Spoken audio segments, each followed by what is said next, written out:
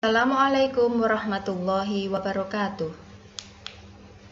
Bismillahirrahmanirrahim. Mari kita belajar geografi. Belajar geografi bekal untuk menyelamatkan bumi. Kali ini dengan materi posisi strategis Indonesia untuk peserta didik kelas 11 IPS SMA atau MA semester ganjil. Bersama saya Isna Kamalia, Guru Geografi di MAN 1 Jombang. Tujuan pembelajaran kali ini adalah setelah mempelajari materi ini, peserta didik diharapkan mampu menentukan letak wilayah Indonesia dengan benar. Permasalahannya adalah di manakah letak Indonesia?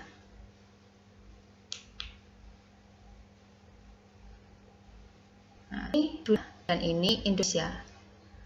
Nama Indonesia sendiri sebenarnya sudah menunjukkan letak. Indonesia berasal dari bahasa Yunani Indus dan Nesus, bergabung menjadi Indus Nesus atau Indonesia. Indus artinya India, sama dengan terus kemudian Nesus artinya sama dengan Nesia, sama dengan Nusa artinya pulau. Jadi Indonesia berarti kepulauan India atau kepulauan timur India. Indonesia identik juga dengan Nusantara. Nusa sama dengan Nesia artinya pulau, antara berarti gugusan. Nah, Nusantara berarti gugusan pulau-pulau, tepatnya berada di timurnya India.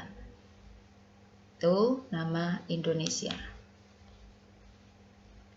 Letak wilayah Indonesia dapat dilihat dari 3 sudut pandang. Yang pertama, letak astronomis, kedua letak geografis, dan yang ketiga letak geologis. Yang pertama dulu, letak astronomis. Apa itu astronomis? Letak astronomis adalah letak dilihat dari garis-garis astronomis dunia.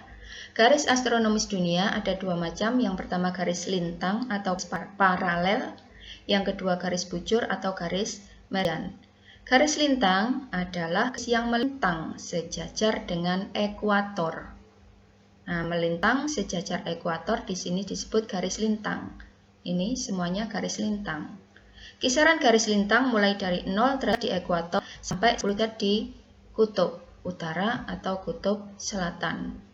Ekuator tempat peredaran matahari.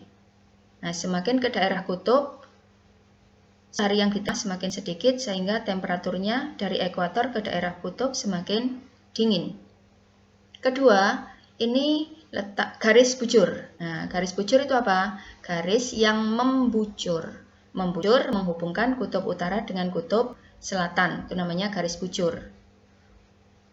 Para pakar astronomi menetapkan bahwa pangkal meridian atau pangkal garis bujur dunia melalui suatu kota di negara Inggris namanya kota Greenwich, 0 derajat.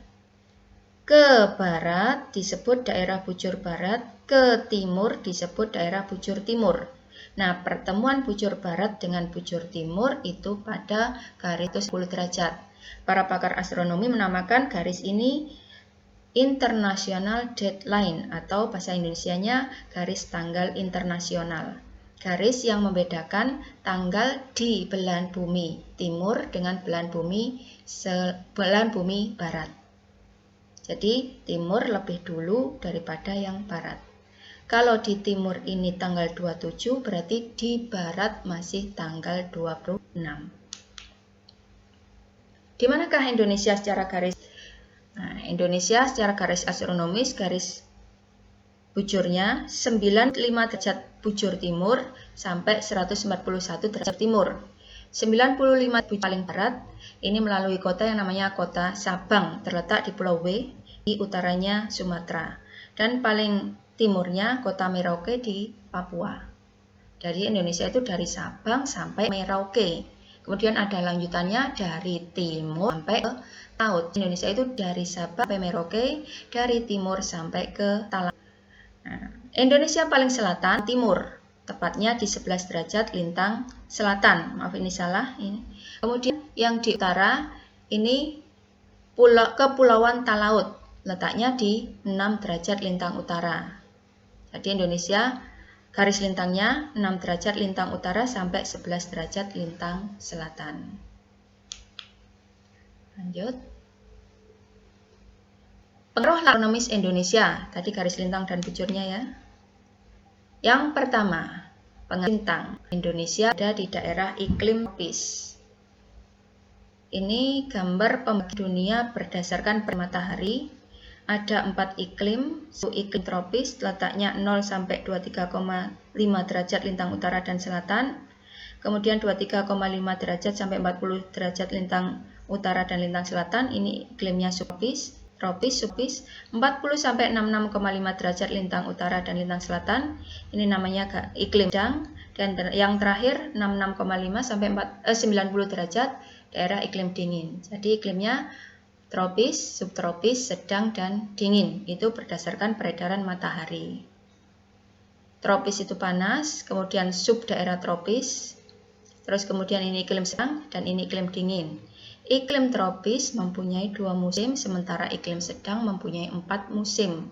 Nah, 4 musimnya tadi dingin, kemudian semi, kemudian panas, kemudian gugur. Kalau yang 2 musim, musim kemarau sama musim hujan.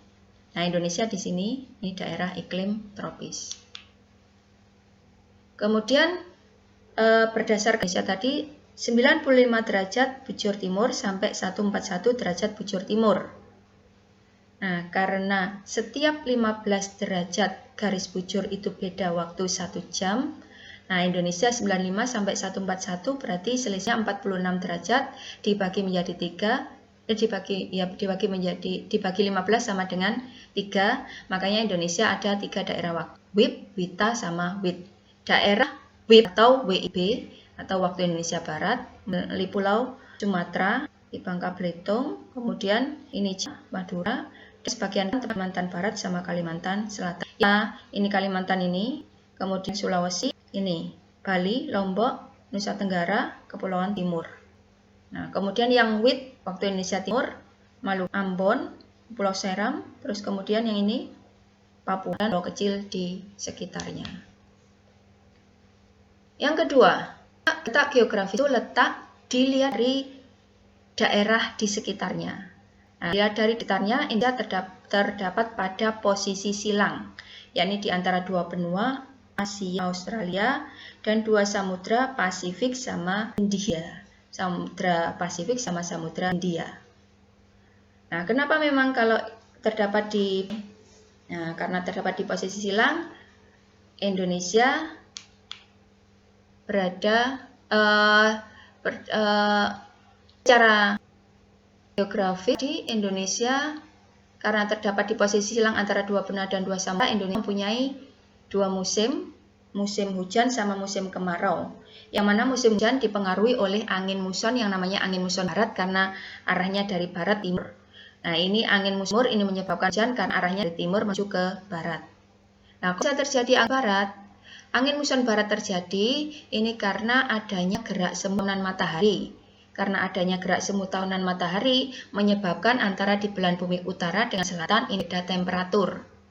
Matahari tepat di khatulistiwa pada bulan Maret. Kemudian April, Mei, Juni di garis lintang utara pada bulan Juni, kembali ke ekuator pada bulan September, dan ke selatan garis balik lintang selatan ini pada bulan Desember. Kemudian kembali lagi ke ekuator pada bulan Maret. Jadi setelah Maret, April ini mulai geser ke utara mataharinya. Karena mataharinya di utara, otomatis utara lebih panas daripada selatan. Kemudian kalau matahari berada di selatan, September ya, mulai September, Oktober ini mulai di selatan, Oktober sampai nanti April itu berada di belahan bumi sehingga lebih pada utara. Kalau matahari berada di selatan, berarti selatan lebih pada utara, anginnya bergerak dari utara menuju ke selatan. Karena angin itu dari tekanan tinggi ke tekanan rendah. Tekanan berbanding terbalik dengan temperatur. Kalau tinggi, tekanan rendah. Matahari di sini berarti temperatur tinggi, tapi tekanannya rendah. Karena tekanan rendah berarti yang dari utara menuju ke selatan. Nah, utaranya Indonesia ini benua Asia, dan Samudra Pasifik. Nah,